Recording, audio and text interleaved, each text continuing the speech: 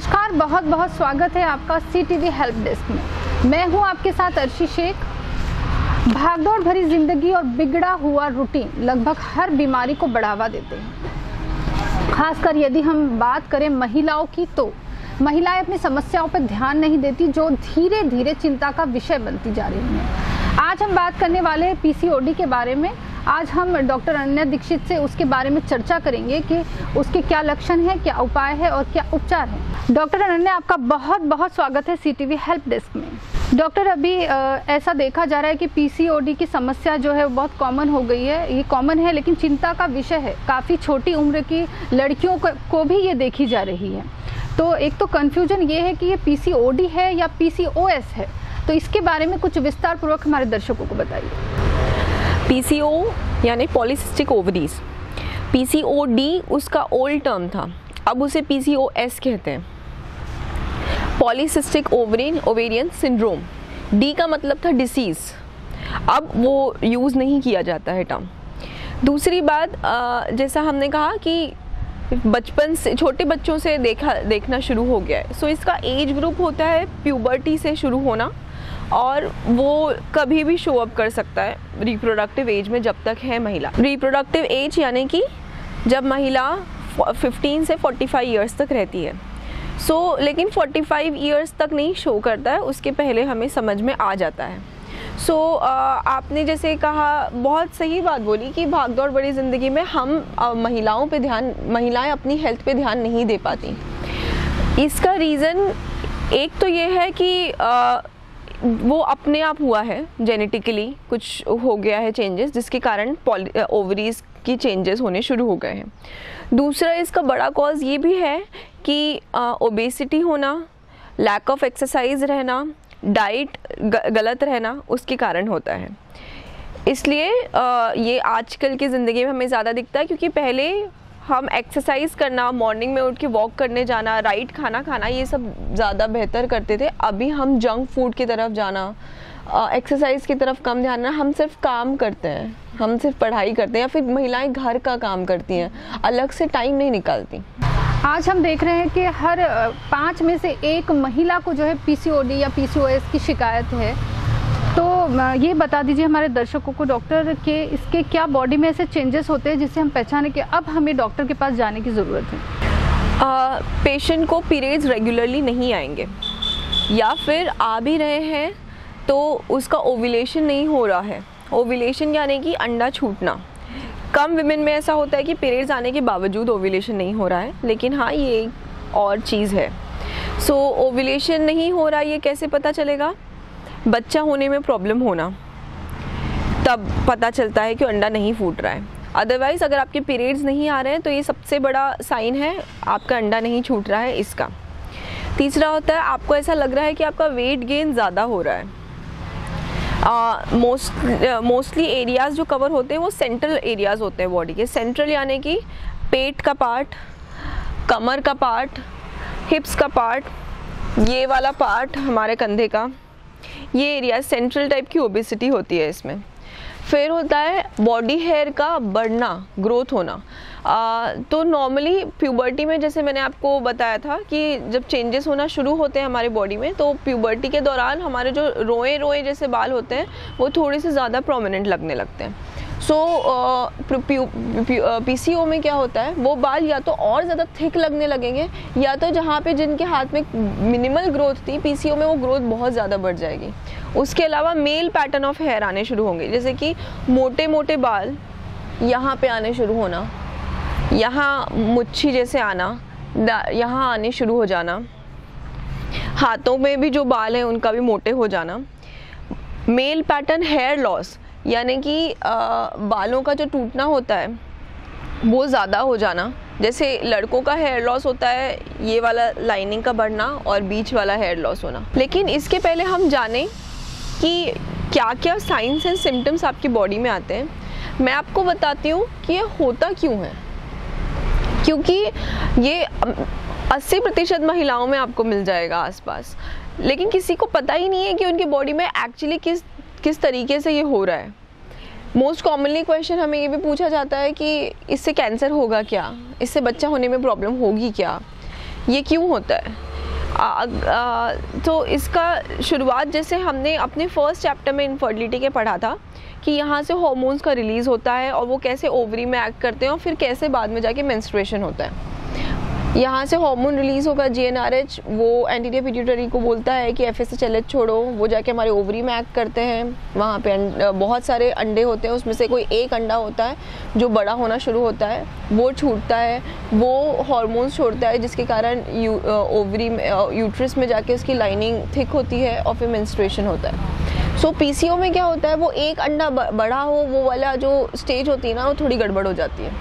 उसमें हार्मोन छूट रहा होता है और वो एक को नहीं बड़ा करता, बहुत सारे फॉलिकल को ट्रिगर करता है, लेकिन वो बहुत सारे फॉलिकल इमेच्योर स्टेट में रहते हैं। तो बहुत सारे फॉलिकल रहेंगे, पॉली यानी मैनी, लाइक बहुत सारे, सिस्टिक यानी सिस्ट लाइक स्ट्रक्चर। तो हमारे जो ओवरी के फॉलिकल्स होते हैं वो सिस्ट जैसे दिखते हैं हमें। और सिंड्रोम यानी कि इसमें बहुत सारी चीज़ें हमारी बॉडी में एक्सपीरियंस होती हैं। वो एक ही कोई ऐसा नहीं कि सिर्फ शुगर को बिगाड़ेगा, हमारी शुगर बिगड़ती है, हमारा वेट बिगड़ता है, हमारा हेयर पैटर्न चेंज होता है, हमारा हेयर लॉस का चेंज होता है। सो कॉम्प्लेक्स सिस्टम है ये। सो इसमें क्या होता है कि वो एक फॉलिकल को नहीं बड़ा कर रहा है तो एक फॉलिकल छूट नहीं रहा है ना, वो बहुत सारे फॉलिकल को ट्रिगर करता है और फिर वो ट्रिगर उनका इनएडिक्वेट रहता है, तो उसमें बहुत सारे फॉलिकल्स बने रहते हैं और वो इमेच्योर स्टेट में रुक जाते हैं। तो जब एक फॉलिकल नहीं बड़ा हुआ, अंडा नहीं छूटा, तो अंडा स्पर्म से नहीं मिलेगा, बच्चे होने में प्रॉब्लम होगी। अब अंडा छूटा नहीं तो बात ये भी है कि आपकी ओवरी की जो लाइनिंग है वो अनइंटरप्टेड रहेगी, मतलब उसकी लाइन बड़ी तो हो रही है लेकिन वो पीरियड्स के लिए उसको ट्रिगर नहीं मिल रहा है। इसलिए इन पेशेंट्स के कैंसर के थोड़े ज़्यादा चांसेस इसीलिए होते हैं क्योंकि जो यूट्रस की जो लाइनिंग होती है वो सिर्फ मोटी होते जाती है लेकिन उसका पीरियड्स नहीं आता है। इसलिए हम इन पेशेंट्स को बार हर महीने पीरियड्स आए उसके लिए दवाई देते हैं। पेशेंट्स हमसे आके बोलते हैं कि दवाई देने पे पीरियड्स क्यों आ रहे हैं, because it is because of the syndrome जो आपको हो रहा है। हम आपका लाइन मोटी ना हो, आपको आगे जाके कैंसर के चांसेस ना हो, इसलिए हर महीने दवाई दे के ही सही लेकिन हम आपको ब्लीडिंग करा देते हैं। फिर इसका एसोसिएशन आगे जाके हमारा डायबिटीज़ से भी हो सकता है। डायबिटीज़ से कैसे हो सकता है, हमारा जो हार्मोन्स होते हैं, हमारे ओवरी में थीका सेल्स होते हैं, उसमें जाके स्टिमुलस मिलता है जिसके कारण मेल पैटर्न के हार्मोन सिक्रीट होते हैं, एंड्रोजन्स हमारे हेयर लॉस कराना, मोटे हेयर करना, ये सब करते हैं। वैसे ही हमारा एक और चीज़ होती है, वो होता है हमारा इंसुलिन रेजिस्टेंस। मतलब इंसुलिन है तो सही लेकिन वो हमारी बॉडी यूज़ नहीं कर पा रही है, सो इंसुलिन बढ़ते जाता है और जो हमारा ग्लूकोज का लेवल है वो भी बढ़ते जाता है। क्योंकि इंसुलिन ने उसे यूज़ नहीं किया ना बॉडी में जो भी शुगर थी, इसके कारण हमारा इंसुलिन काफ़ी बढ़ा हुआ रहेगा लेकिन शुगर यूटिलाइज नहीं कर पा रहा है वो, इसलिए शुगर भी बहुत बढ़ी हुई रहेगी। तो इंसुलिन और ग्लूकोज का रेशियो बढ़ जाता है। अब अगर आपकी शुगर बढ़ती चलती जाती है तो आप मुझे बताओ उसे क्या कहते हैं, डायबिटीज़। तो या तो आपको यंग एज में ही हो जाएगा डायबिटीज़, अगर लॉन्ग टर्म तक आप अनकंट्रोल रखते हो अपनी शुगर, तो कोई मेडिकेशन नहीं ले रहे हो, कोई असेसमेंट नहीं करा रहे हो, या तो फिर आगे जाके आपको प्रेगनेंसी के दौरान डायबिटीज़ होना, या फिर आपका प्रेगनेंसी के बाद यानी कि जो आपको डायबिटीज़ 50-60 ईयर्स में शायद होने वाला था या फिर नहीं होने वाला था, वो आपको उससे पहले वाली उम्र में पता चलने लगता है। इसीलिए इसको जानना, इसको समझना, इसके इन्वेस्टिगेशंस करना इतना ज़रूरी है क्योंकि इसकी प्रॉब्लम सिर्फ आपको उस समय तक नहीं, आगे जाके भी होती है। डॉक्टर, हम देखते हैं कि PCOD को, PCOS जो भी है उसको लोग बहुत लाइटली लेते हैं, उसके ट्रीटमेंट लेना इतना ज़रूरी नहीं समझते, तो आपका क्या कहना है? इसको लाइटली क्यों लेते हैं? पहली बात, लाइटली इसलिए लेते हैं क्योंकि ऐसे कोई मेजर आपको डेबिलिएटिंग इलनेस ये नहीं कर रही होती है ना। मतलब ऐसा नहीं है ना कि आप चल फिर नहीं पा रहे हो, आपकी लाइफ रुक जा रही है। आप ट्रीटमेंट के लिए तब भागते हो जब आपको पता चलता है कि PCO के कारण आपको बच्चा नहीं हो पा रहा है और आप तब ट्रीटमेंट लेते हो। अदरवाइज ये क्या ही करती है ना, थोड़ा सा मोटा कर देती है, हेयर लॉस बढ़ा देती है और फिर ये हेयर पैटर्न इंक्रीज कर देती है। तो हेयर लॉस बढ़ा देती है, उसके लिए हमारे समाज में आप देखना बहुत कम परसेंटेज ऑफ विमेन होती हैं जो एक्चुअली ट्रीटमेंट लेती हैं जाके हेयर लॉस का। बाकी मोस्ट ऑफ देम जो होती हैं वो सिर्फ उसी कन्फ्यूजन में रहती हैं कि हेयर लॉस हो रहा है, बिकॉज हम नॉर्मल समझते हैं हेयर लॉस होना, कि हेयर लॉस तो होता ही है, ऐसा नहीं होता है। आपके हेयर लॉस कुछ परसेंटेज तक पर डे होता है जो नॉर्मल होता है। और पीसीओ का हेयर लॉस जल्दी समझ में भी नहीं आता है कि आपका बहुत ज़्यादा हेयर लॉस हो गया। 25% जब आपके हेयर लॉस होता है तब आपको समझ में आता है कि अब सिग्निफिकेंट हेयर लॉस हुआ है, पहले मेरे इतने बाल कम नहीं थे, इसलिए वो इग्नोर होता है एक सिम्टम। दूसरा एलोपेशिया का भी प्रॉब्लम हो सकता है। एलोपेशिया इज हेयर लॉस, उसका साइंटिफिक टर्म है वो। सो दूसरी चीज़ है मोटे होना। उसमें भी हम कहाँ इतना उसको इशू बनाते हैं कि मोटे हो रहे हैं, हम छोड़ देते हैं, we don't work for it. खान-पान पे जो है हाँ नहीं करते, हमारी उस वैसी सोसाइटी नहीं है कि हम ध्यान दें। थोड़े बहुत मोटे होने पे कोई ध्यान नहीं देता। ज़्यादा मोटे होए तो लोग थोड़ा एक्सरसाइज करना, डाइट की चेंजेस करना शुरू करते हैं, बट स्टिल वो जल्दी डॉक्टर तक नहीं पहुँचते कि मैं मोटी क्यों हो रही हूँ ये जाने। पीरियड्स नहीं आ रहे उसमें ज़रूर पहुँच जाते हैं, क्योंकि वो एक अलार्मिंग साइन रहता है उनके लिए कि पीरियड्स क्यों नहीं आए, अभी तक आना शुरू क्यों नहीं हुए बच्ची को, या फिर आए हैं तो रेगुलरली क्यों नहीं आ रहे हैं, ऐसा। ये इन चीज़ों वो कब डॉक्टर के पास पहुंचते हैं, जब वो एक्सेस हो जाता है या फिर कुछ उनके रिप्रोडक्शन से प्रॉब्लम आती है तब। मेरा आपसे ये कहना है कि आप उतने समय तक ना रुकिए। अगर आपको कुछ अर्ली साइंस दिख रहे हैं अपने बॉडी में तो आप तुरंत पहुँच जाइए। एक बहुत ही अनडिस्कस्ड चीज़ होती है पीसीओ से रिलेटेड, वो होता है डिप्रेशन। पीसीओ के पेशेंट्स आपको डिप्रेशन में जाते हुए दिखते हैं क्योंकि उनकी बॉडी में चेंजेस ऐसे हो रहे होते हैं, मेंस्ट्रुएशन वगैरह नहीं हो रही होती है, तो थोड़ा सोशल स्टिग्मा भी उनको होता है इसके कारण, और वो डिप्रेशन में जाना शुरू कर देते हैं। ये सिर्फ एक चीज़ नहीं है ना कि आपको उसके बारे में ही सोचना है, ये बहुत सारे सिंड्रोम कॉम्प्लेक्स को लेके अपने साथ चलती है। इसलिए इसको जल्दी डिटेक्ट करिए, जल्दी ट्रीटमेंट पे शुरू होइए और अपनी लाइफस्टाइल को हेल्दी रखिए। इसके जब आप डॉक्टर के पास ट्रीटमेंट के लिए आते हैं या फिर पता करने के लिए आते हैं क्या हो रहा है, तो हमारे अक्सर पेशेंट्स छूट जाते हैं। क्योंकि एक तो सबसे पहले इसलिए छूटते हैं कि इसके इन्वेस्टिगेशंस बहुत महंगे हैं। हॉर्मोन्स हम करते हैं इसमें टेस्ट, हॉर्मोन्स के इन्वेस्टिगेशंस आपको थोड़े महंगे लग सकते हैं क्योंकि वो रेगुलर इन्वेस्टिगेशंस नहीं है। दूसरा होता है कि हम इसमें सोनोग्राफी करते हैं आपकी, आप जितने बार आओगे हम उतने बार आपको सोनोग्राफी करेंगे। जैसे अगर आप 2 महीने बाद मेरे पास आ रहे हो तो आपकी 2 महीने पहले की सोनोग्राफी नहीं होगी। मैंने जो आपको ट्रीटमेंट दिया है उसमें मैं फिर से चेक करूँगी कि आपकी बॉडी ने कैसे रिएक्ट किया है, कि आपके सिस्ट कम हुए हैं, कि आपके वॉल्यूम ओवरी की कम हुई है, क्या आपकी बॉडी में चेंजेस, वेट लॉस वगैरह जो है वो बेहतर हुआ है। तो ऐसी बहुत सारी चीज़ों को मैं मॉनिटर कर रही होती हूँ। इसलिए भी पेशेंट छूट जाते हैं, उनको लगता है कि अरे वो तो लास्ट मंथ ही हुई थी, 2 महीने में फिर से सोनोग्राफी हो गई। तो ये रीज़न है मेरी सोनोग्राफी का। नेक्स्ट होता है कि वो कभी सेटिस्फाइड नहीं होते इस चीज़ से कि पीरियड्स बाहर की दवाई देने से आ रहे हैं। उन्हें लगता है पीरियड्स ट्रीटमेंट शुरू हो गया तो अब पीरियड्स को नेचुरली आना शुरू हो जाना चाहिए। लेकिन ऐसा नहीं होता है। काफ़ी सारे लोगों को नेचुरली उसके बाद आना शुरू हो जाता है, दवाई देने के बाद बॉडी अडेप्ट कर लेती है उस चीज़ को, और आपका वेट लॉस वगैरह अगर साथ में चल रहा होता है तो काफ़ी इजी होता है बॉडी को नई चीज़ों से अडेप्ट करना। लेकिन अगर आपका वेट लॉस नहीं है सिग्निफिकेंट, या फिर आपका वेट लॉस तो है लेकिन फिर भी आपकी बॉडी नहीं रेगुलरली पीरियड्स अपने ला पा रही है, तो ऐसे में हम हर महीने आपको विड्रॉल देते हैं। महीना 1.5 महीना हो जाता है, उसके बाद विड्रॉल देने का मतलब है हम दवाई देते हैं और फिर ब्लीड करवाते हैं। मैं ये ब्लीड इसीलिए करा रही हूँ क्योंकि मैंने जैसे आपको बताया यूट्रस की जो वॉल थी वो मोटी मोटी होते जाती है और फिर वो शेड होती है तो ब्लीडिंग होती है। वो अगर मोटी मोटी होते जाएगी तो आगे जाके वो कैंसर के लिए सिग्नल करेगी। मैं वो नहीं चाहती हूँ कि आगे जाके कैंसर हो, इसलिए अपना ट्रीटमेंट बीच में मत छोड़ दो। आपको अगर ऐसा हो रहा है कि आप 6 महीने से ब्लीड नहीं किए और आपको उससे कोई प्रॉब्लम नहीं हो रही है, आप अपनी लाइफ में कोई आपके चेंजेस नहीं आ रहे हैं, आपको लग रहा है कि इट्स बेटर कि मैं ब्लीड नहीं कर रही हूँ, मैं अपने बाकी सारे काम बेहतर कर पा रही हूँ, घूम फिर पा रही हूँ वगैरह, बट आपको आगे जाके वो काफ़ी हार्मफुल बन सकता है। इसलिए आप भले ही डॉक्टर से ट्रीटमेंट लेके अपना ब्लीड करवाइए, लेकिन आप दिखाइए ज़रूर। तो डॉक्टर अनन्या ने हमें बताया कि किस तरह से हमें लाइफ में जो है वो एक्टिव रहना चाहिए और हमेशा रोज़ व्यायाम करना चाहिए, और किस तरह से हमें ये इसको लाइटली नहीं लेना चाहिए।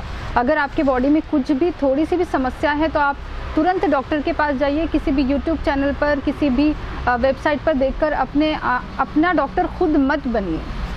डॉक्टर, अपने चर्चा को आगे बढ़ाते हैं और मैं आपसे पूछना चाहती हूँ कि अब इसको डायग्नोस कैसे करें अगर ये समस्या है तो हमारे डायग्नोसिस के 3-4 पहलू होते हैं। सबसे पहला होता है कि पेशेंट की बॉडी के चेंजेस, जैसे मैंने आपको बताया। दूसरा होता है कि पीरियड्स नहीं आना। तीसरा होता है कि उसको हेयर मेल जैसे तो आने नहीं शुरू हुए हर जगह, लेकिन उसके जो मैंने ब्लड टेस्ट किया उसमें मुझे इंक्रीज़ लग रहा है वो हार्मोन जो कि मेल्स में होता है। सो हमारी बॉडी में मेल फीमेल जो हम हार्मोन्स जैसे हम बोलते हैं ना, ये हार्मोन्स मेल के वो हार्मोन्स फीमेल के, वो दोनों की बॉडी में है, लेकिन उसका परसेंटेज वेरी करता है। तब हम उसे बोलते हैं कि जो मेल हार्मोन है वो बढ़ गया है, क्योंकि उसकी फीमेल रेंज जो थी वो कम थी, अब वो मेल रेंज में आ गया है। सो अगर आपकी बॉडी में नहीं है हेयर पैटर्न्स मेल टाइप के, लेकिन अगर आपके ब्लड टेस्ट में आता है कि वो हार्मोन बढ़ा हुआ है तो मैं समझूंगी।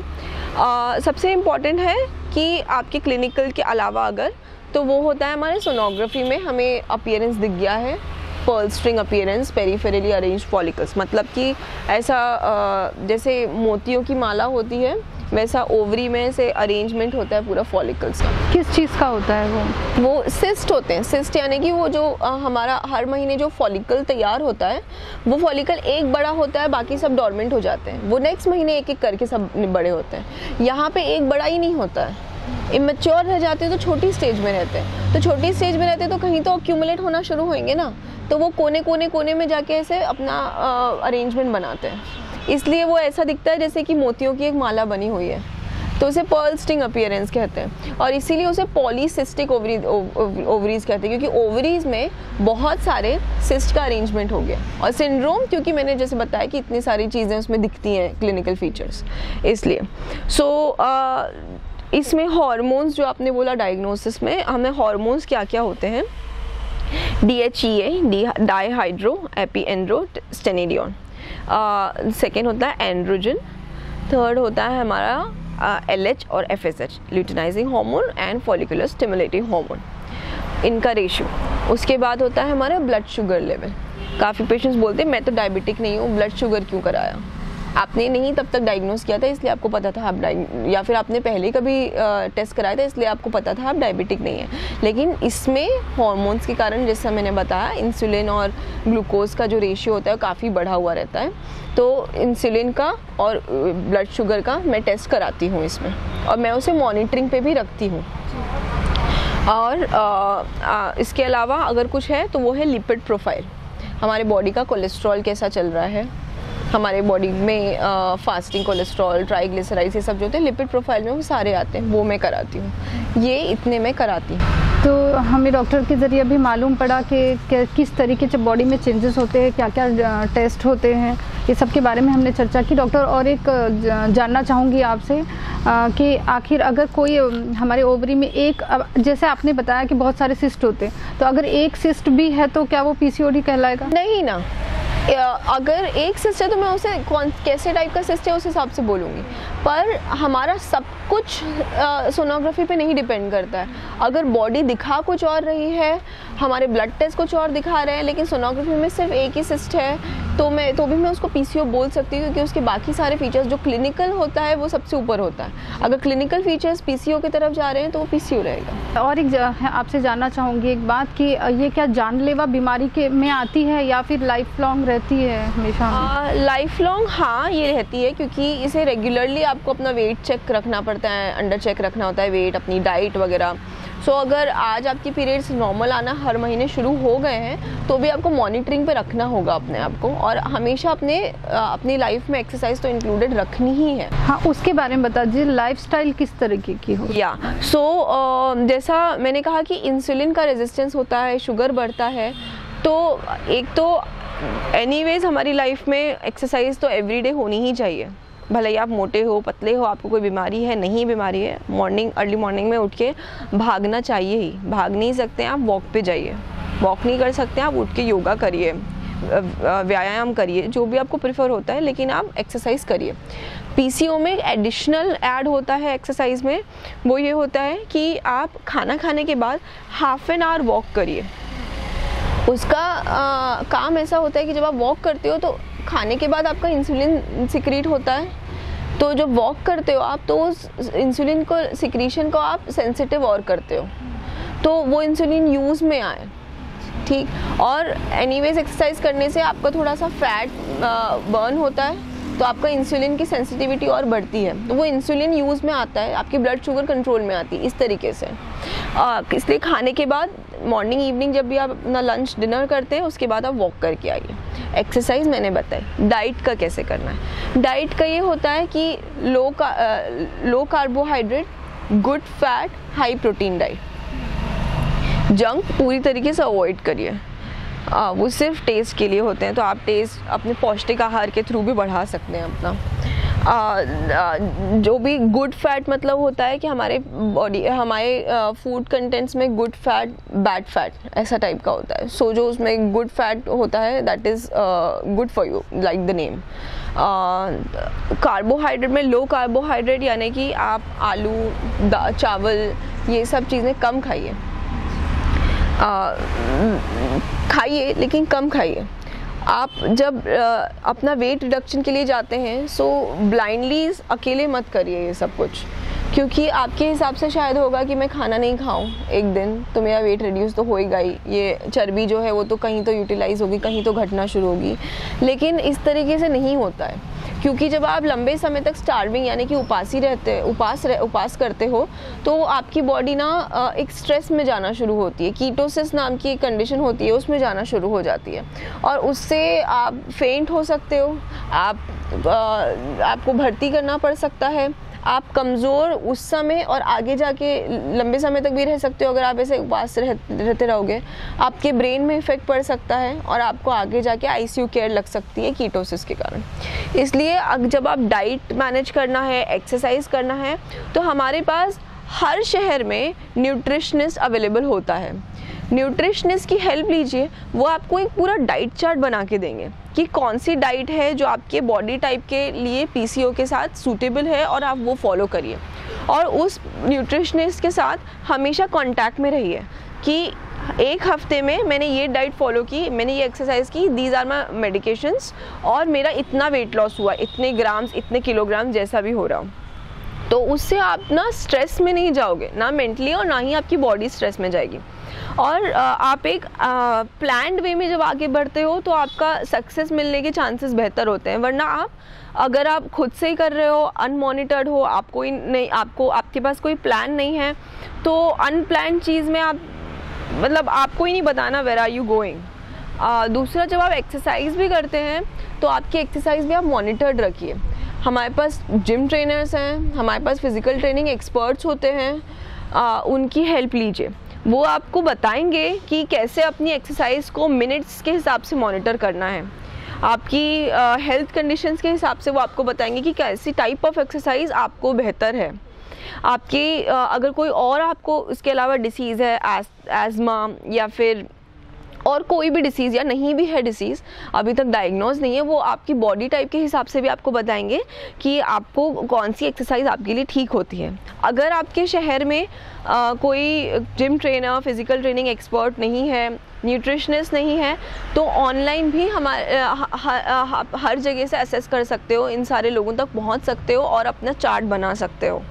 आपकी पेमेंट ऑनलाइन हो सकती है, आपका उनसे बात करना, उनसे कांटेक्ट में रहना ऑनलाइन होता है। सो बाय एनी चांस अपने अपॉर्चुनिटीज़ मत छोड़िए। अगर रेडीली अवेलेबल नहीं है अपॉर्चुनिटीज़, तो थोड़ा सा आगे बढ़ के आपको उसे लेना, अवेल करना होगा, तो आप ऑनलाइन के थ्रू करिए। आपका क्वेश्चन था कि लॉन्ग टर्म तक चलेगा क्या। लॉन्ग टर्म तक चलेगा क्या, तो आपके होता है उसमें कैंसर, एंडोमेट्रियम यानी कि यूट्रस की लाइनिंग का कैंसर, डिप्रेशन, जैसे मैंने आपको बताया वाले पेशेंट्स अक्सर डिप्रेशन में इनके जाने के चांसेस होते हैं। इनका होता है डायबिटीज़, क्योंकि मैंने आपको ये भी बताया कि डायबिटीज़ कैसे होता है पीसीओ वाले पेशेंट्स में। और उसके अलावा होता है इनफर्टिलिटी, वो भी मैंने आपको बताया कि अंडा कैसे नहीं छूटता है, पीरियड्स कैसे नहीं होते हैं, और इसके लिए इन पे इनफर्टिलिटी के आगे ज़्यादा चांसेस होते हैं। तो ये चीज़ें हैं जो आपको ध्यान रखनी है, क्योंकि ये सिर्फ आपके अभी के लिए नहीं, ये आपकी पूरी ज़िंदगी भर के लिए आपके साथ रहने वाली है कंडीशन। तो डॉक्टर अनन्या ने हमें बताया कि किस तरह से आप हेल्दी लाइफस्टाइल जीकर इन बीमारियों को मात दे सकते हैं, कम कर सकते हैं, या हम इनसे लड़ सकते हैं। डॉक्टर अनन्या, और एक सवाल पूछना चाहूँगी आपसे, क्या कम उम्र की लड़कियाँ भी इस पिल्स को ले सकती हैं? पिल्स यंग फीमेल्स यानी कि कितनी है? अगर 16 से कम है तो मैं उन्हें नहीं दूंगी पिल्स। 16-18 से कम है तो उसका रीज़न ये है कि जो पिल्स हैं वो हमारे बोन ग्रोथ से थोड़ा सा इंटरफेरेंस करती हैं। सो बोन ग्रोथ उनकी रुक सकती है। बोन ग्रोथ रुक सकती है मतलब कि जो हाइट उनकी 5-6 होनी थी वो सिर्फ वो 5 पे रुक गई या फिर उससे भी कम में रुक गई। सो जो आपकी बॉडी की नेचुरल हाइट अटेन होनी थी वो हाइट अभी छोटे में रह गई। सो मुझे उसका बोन ग्रोथ एंड डेवलपमेंट नहीं रोकना है, इसलिए मैं उसे तब नहीं दूंगी पिल्स। और दूसरी एज होती है 35 से ज़्यादा, तब मैं उसे पिल्स उन्हें नहीं देना पसंद करूँगी, क्योंकि तब आपकी पिल्स का इंटरफेरेंस होता है हार्ट से। अगर आप बहुत ज़्यादा हैवी वेट रहे हैं तो भी मैं आपको पिल्स नहीं दूंगी, क्योंकि तब आपका ब्लड क्लॉट होना, आपकी हार्ट को लेके जो भी इश्यूज़ होते हैं, पिल्स उनसे इंटरफेरेंस करती है या फिर वो इश्यूज़ को शुरुआत कर देती है आपकी बॉडी में जो नहीं थे अभी तक। ये कुछ हाई रिस्क होते हैं, या अगर कोई नोन केस उनको है जिसके जो मुझे लगता है कि पिल्स के साथ मैच नहीं हो रहा है, तो मैं उनको पिल्स नहीं दूंगी। इसलिए जब भी आप पिल्स के ट्रीटमेंट में रहते हैं, आपको इसलिए डॉक्टर के साथ अपना कांटेक्ट रखना ज़रूरी है, जिससे अगर कोई भी चीज़ बिगड़ती है, ऐसा नहीं है कि अगर डॉक्टर दे रहा है तो बिगड़ेगी नहीं। काफ़ी हद तक तो हम माइनस कर देते हैं जो हमें लगता है कि हो सकता है वगैरह, हम लीस्ट एक्सपोजर चाहते हैं रिस्क का, लेकिन फिर भी कुछ लोगों को प्रॉब्लम होती है और कुछों को नहीं होती है। सो अगर आप मॉनिटरिंग में रहेंगे, रेगुलरली अपने डॉक्टर के कांटेक्ट में रहेंगे, तो अगर आगे जाके प्रॉब्लम होगी भी तो आपके डॉक्टर तुरंत पकड़ पाएंगे, उसे मैनेज कर पाएंगे। इसलिए आपको अपना ट्रीटमेंट हमेशा रखना होता है। अगर वो खींच भी रहा है तो भी आप डॉक्टर के साथ रखिए, बिकॉज लॉन्ग टर्म इलनेस है। इसलिए इस दौरान जो आप पिल्स खरीद रहे होते हैं मार्केट से, आप खुद से मत खरीदिए। उस पिल्स के कॉम्बिनेशंस होते हैं, आपने जो पिछले मंथ ली थी या फिर अगर आपके फ्रेंड जो ले रहे हैं, हो सकता है हमें अभी आपका कॉम्बिनेशन चेंज करने की ज़रूरत पड़े फॉर बेहतर आउटकम के लिए, या फिर आपकी बॉडी टाइप को ये वाली पिल्स सूट होती हैं और उनकी बॉडी टाइप को कोई और सूट होती हैं। इसलिए पिल्स की कॉम्बिनेशन, उसका डोज, उसका जो कितना मिलीग्राम उसमें होता है, मतलब डोजेज कितना उसमें होता है, वो सब चेंज होता है पिल टू पिल। हम उस हिसाब से आपको बताते हैं। कुछ सेम कंटेंट कुछ ब्रांड्स के पिल्स में आपको सूट करता है, कुछ दूसरे ब्रांड की अगर मैं आपको सेम पिल दूंगी तो आपको वो सूट नहीं करेगी। ऐसे बहुत सारी चीज़ें हम कंसिडर करते हैं। इसलिए जब पिल्स की बात आती है, कोई भी मेडिकेशन की एक्चुअली बात आती है, तो आप खुद से, जैसे आपने कहा, सेल्फ ट्रीट नहीं करना चाहिए। सेल्फ ट्रीट ना करें, किसी मेडिकल प्रैक्टिशनर की मॉनिटरिंग में आप ये सब करिए। अच्छा, इस पेशेंट को अगर वेट लॉस करना है तो क्या उसकी दवाई भी डॉक्टर लोग देते हैं? ये बहुत ही आसान हो जाएगा ना अगर वेट लॉस की दवाई आ जाएगी तो। वेट लॉस की दवाइयाँ हैं कुछ हमारे ड्रग्स में प्रेजेंट, लेकिन ये जो ड्रग्स होती हैं ये बहुत ज़्यादा हाई रिस्क है उसे लेना। अगर आप उन्हें लेते हैं तो आपको बाकी सारे हेल्थ कंडीशंस हो सकती हैं काफ़ी जल्दी। ये दवाइयाँ प्रिजर्व होती हैं एकदम, जो ऐसे केसेस होते हैं ना जिसमें दवाइयों के अलावा कुछ नहीं होगा जीवन में, उन लोगों के लिए, एकदम एक्सट्रीम वाले पेशेंट्स के लिए। लेकिन अगर मैं आपको सच बोलूँ तो आज के मेडिकल प्रैक्टिस में कोई भी दवाई देके वेट लॉस करवाना नहीं चाहता है। हम उन्हें बेहतर ऑप्शन सजेस्ट करते हैं, liposuction, bariatric surgery, surgical methods हम उन्हें सजेस्ट करते हैं इफ़ दे आर सूटेबल। इसलिए आपका जो वेट लॉस है वो दवाइयों से नहीं होगा। आप आज के ज़माने में जितना भी अपडेटेड हो गई है मेडिसिन, उसमें दवाई देके आपको कोई वेट लॉस नहीं आपको रिकमेंड करेगा, और ना ही आपको उस बारे में सोचना चाहिए।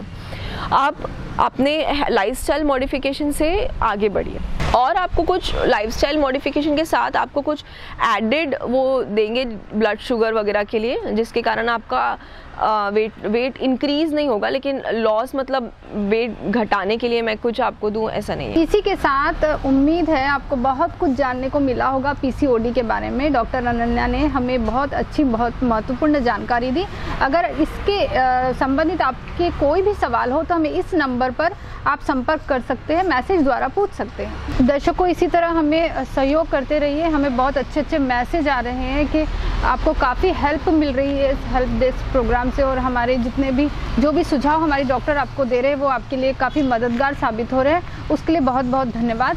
फिलहाल हेल्प डेस्क में इतना ही। डॉक्टर अनन्या, आपका बहुत बहुत धन्यवाद, आपने अपना कीमती समय हमें दिया। तो दर्शकों, मिलते हैं अगले हफ्ते किसी नए टॉपिक के साथ। तब तक के लिए हमें दीजिए इजाज़त। नमस्कार।